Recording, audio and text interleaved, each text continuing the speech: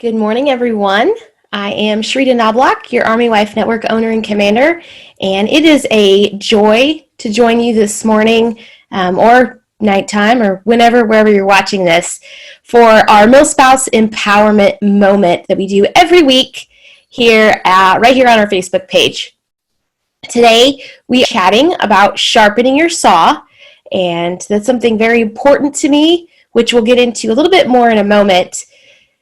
But I want to let you know, we're not talking about household tools. As much fun as that would be, this is not home improvement. I'm not Tim Taylor, for those of you who get that reference. Tim the Tool Man. Taylor, remember? Okay, no. But I do have a tool I want to share with you right out of the gate before we jump into our content today, and that comes directly from today's MilSpouse Empowerment Moment show sponsor, First Command Financial Services.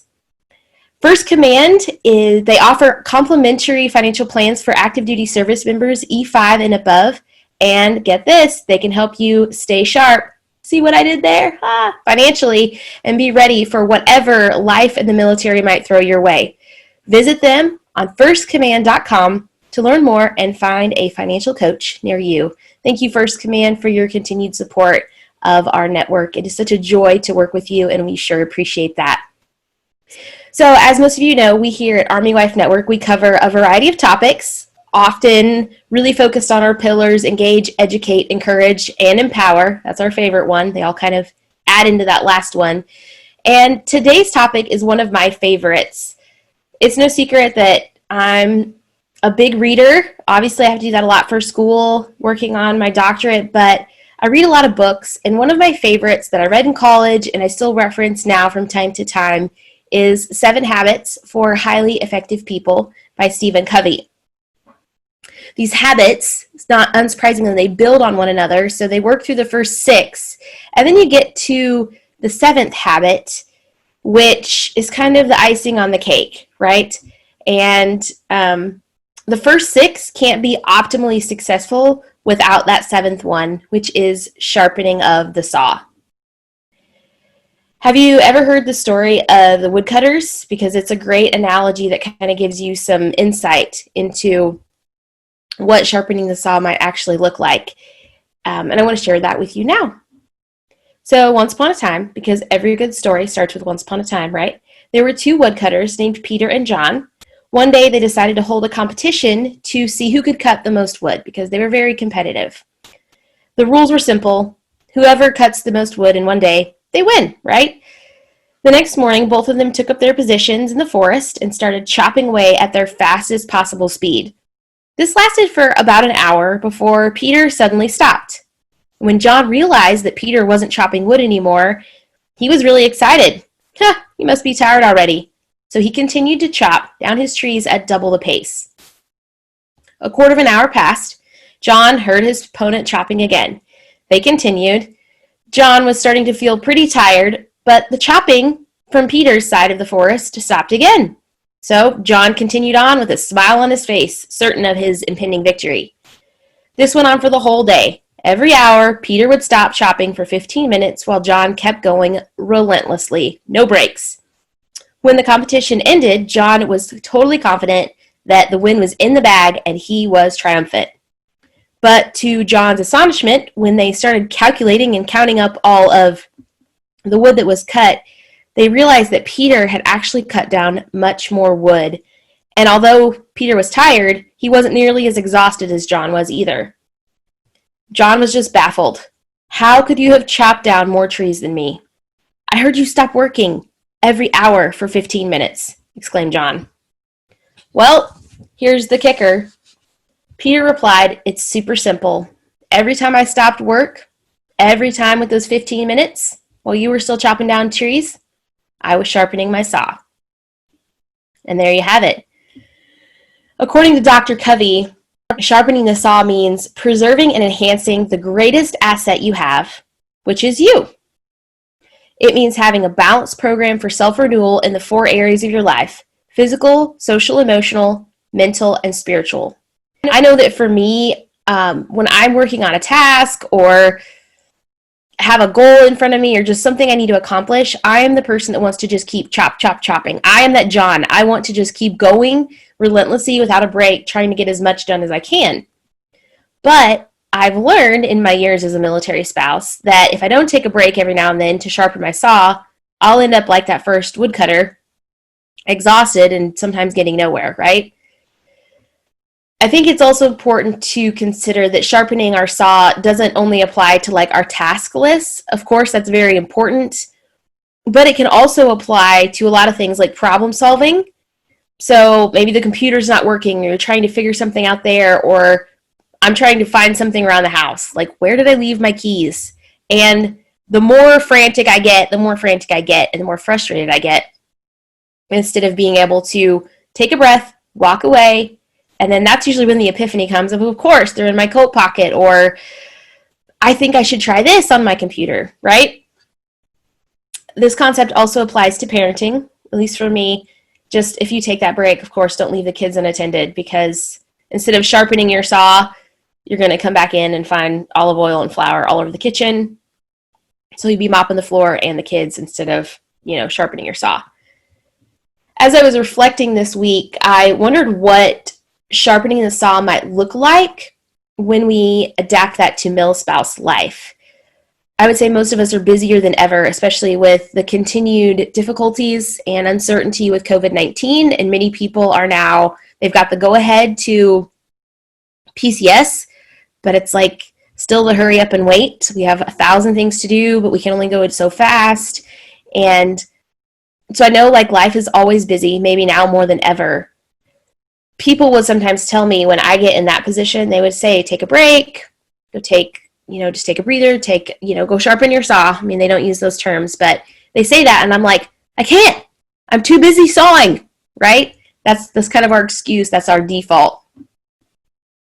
And as I'm sawing away, it's often with a dull blade. And I've learned that it's just not worth it at that moment. Like, that's the time where I need to step back and really take a break. So, of course, in the spirit of military life, I created an acronym because we can all use more acronyms in our life. I've created an acronym to help us think through each piece of this saw sharpening process. So let's take a break, B.R.E.A.K, to sharpen our saws. The first piece of this taking a break has nothing to do with Kit Kat bar, although that does sound delicious, but I don't have one. Maybe I'll get one later. I digress. The first part is taking a break is really like taking a breather, right? So taking a breath, breathing. Let's all do that together. Boy, I feel better already. Not that I didn't feel good beforehand, but it's important that when we start to get tired or feel bogged down, overwhelmed, that frantic, frenetic, kind of twitchy, I call it twitchy feeling, that we breathe. Because I forget to breathe. I mean, not literally, obviously, because that would be super bad, but I forget to just like take a breath for just a second, slow my pace. And so sometimes the best way to sharpen the saw is just to take a breather. That might be exactly how it sounds. It could be literally just sitting in your chair in your office or wherever you're at and just making sure you got enough oxygen in your system, just taking some breaths. Like, that is scientifically proven that breathing deeply can kind of reset yourself. Also, I know that if I stay at the computer too long, my brain gets kind of like gooey and my eyes start to get kind of like, ugh. I just I don't comprehend things as well as I did when I was like fresh and right off the coffee pot. So I've noticed that if I have different things on my task list that need to get done but are in kind of a different, I would say, genre of task, that I can take a break and still be accomplishing something. Here's an example. Maybe I'm writing a paper for class or doing research for something and my brain's just kind of getting gooey and blech, right? But I need to prepare a dish for an SFRG event that night. I literally did this one day. I was like, I'm going to make deviled eggs for an event. I stepped away from my computer and went to peel hard-boiled eggs, and I felt like a new woman. And it was bizarre because I was like, really? Peeling hard-boiled eggs? That's going to be my breather? But it really worked because I was able to transition out of what I was doing, give my brain a little bit of a rest and my eyes a rest, and do something that doesn't require a lot of like brain power. it is an amazing source of renewal. So think about moments where you can take a breath and just breathe. The next piece is the R. B.R. is rest, which is closely related to breathing. On average, most adults do not get the amount of sleep that we need. I would say that probably most certainly applies to our service members and probably a lot of us spouses as well. Several years ago, my one word for the year was rest. And it sounds super amazing and maybe easy for many folks. Like, why would that be your one word? Like, that's so easy. Like, I was not a very good rester because, again, I would go and go and go. But that was a challenging year because I committed to taking a power nap once a day during that year, for the entire year. And, my goal, I think, was like 300 days a year out of the 365 in 2015, I think that was. Because what I used to do was I would put my daughter, she was obviously very young back then. She was like 1 or 2. She was 2 years old. I would put her down for a nap. And then I would immediately have this frantic feeling of I have, who knows how much time you have, right? How long she's going to nap. But it would just be this frantic, I have to hurry. I have to go hard, fast, all the things, computer, blah, blah, blah. And that year of the year of rest, I would truly I would go lay down for 15 minutes, 20 minutes. Wouldn't sleep necessarily, but I would rest. And just that moment of stopping and honoring myself and my body would help me be clear, get rid of some of that frantic behavior. And so now, 5 years later, I still take a power nap. I would say 3 or 4 times a week, maybe 5, 6, 7, depending on how things are going, just to lie down in the afternoon before I dive back into my task list. And on Sundays, I take real naps, and that's what Sundays are all about for me.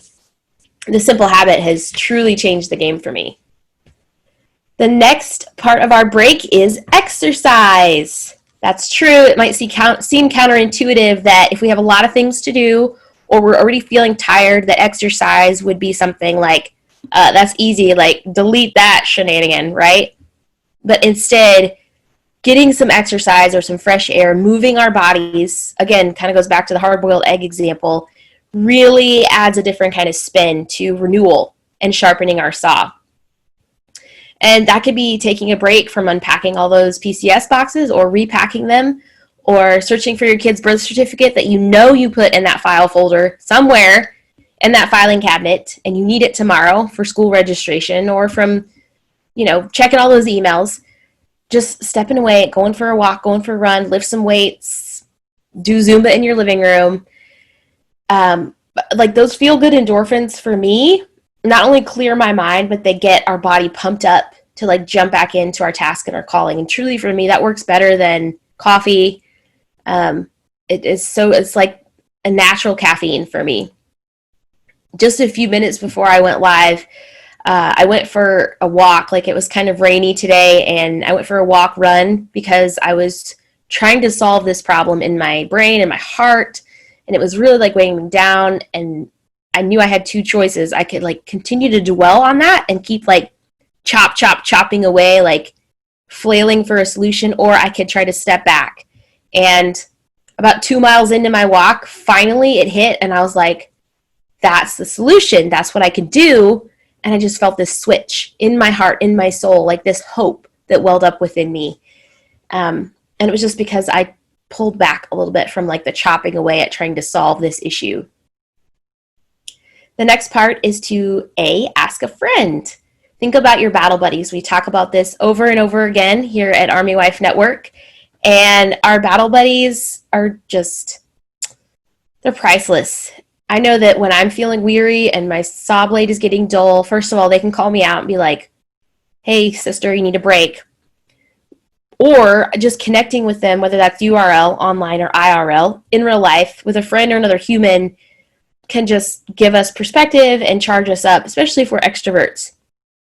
I also want to speak to my introvert friends. Also, you're not broken. I love, introverts are great. And just because you don't default to wanting to hang out with large crowds, I think introverts sometimes get a bad rap. And I want to dispel that myth because you can still be recharged by people, probably not a big crowd, but I really think a lot of you crave that one-on-one contact, whether it's by yourself on the phone or just that one-on-one. So a good friend, asking a friend just to pour into us can be so helpful for us. And then finally, the K of the B.R.E.A.K, break, kick back and have a little fun. I think it's a little bit ironic that on screen here on video, it looks like I'm just, I make jokes and I have puns and I'm kind of corny and whatever, but I really do have to work at having fun, which is ironic. I grew up in a household that work was very important and we worked super hard. I don't think anyone would ever call anybody in my family lazy, but I know that you can work too much, right? Because sometimes it goes too far. I get too serious, especially when there's still things to do and the kids need me and the Army schedule changes and blah, blah, blah. But I need to have fun. My Aunt Susan and my Uncle Dennis, they live in Alaska, and they are like the epitome of the work hard, play hard. They've worked hard all their lives. They're retired now.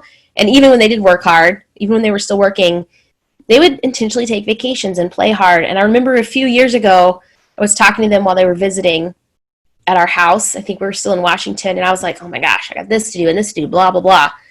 They were like, Sharita, your to-do list is never going to be done. Which part of me is like, but isn't that what I'm working for, right? But it's true. Our lists are never done, and that is okay because it means we have something to continue work for. But with that in mind, we have to be intentional to have fun. Like just last week, my mother-in-law was like, all right, everybody outside, we're having s'mores around the fire pit. We were already in our pajamas, getting ready for bed. And I was like, okay, mandatory fun. I like it. This is my kind of mandatory fun. Yesterday, my 7-year-old daughter and I, we went on a date all day, and we went to a local park that had some water, and we found this little puddle, and we caught tadpoles for like 30 minutes yesterday. Just scooped them up, looked at them, put them back in, scooped them up. Like, it was so good for my soul. And I'll confess right now, when I started out that morning, I was like, I don't have time to take a break. You know what? I don't not have time to take a break and spend time with my daughter, spend time with other people, and to have some fun. Stephen Covey says, again on this habit, renewal is the principle and the process that empowers us to move in an upward spiral of growth and change, and continuous improvement. I love that he uses the word empowered because that is what we're all about here at Army Wife Network. And he just uses that in the definition of renewal.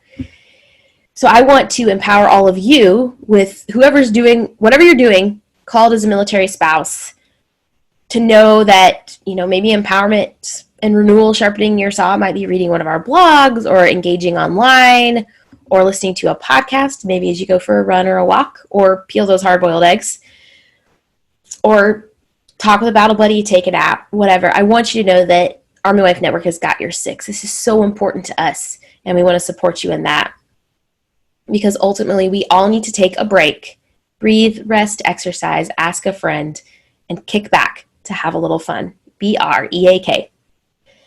As you take your well-deserved break and sharpen your MilSpouse saw, don't forget to get connected with today's MilSpouse Empowerment Moment sponsor, First Command Financial Services.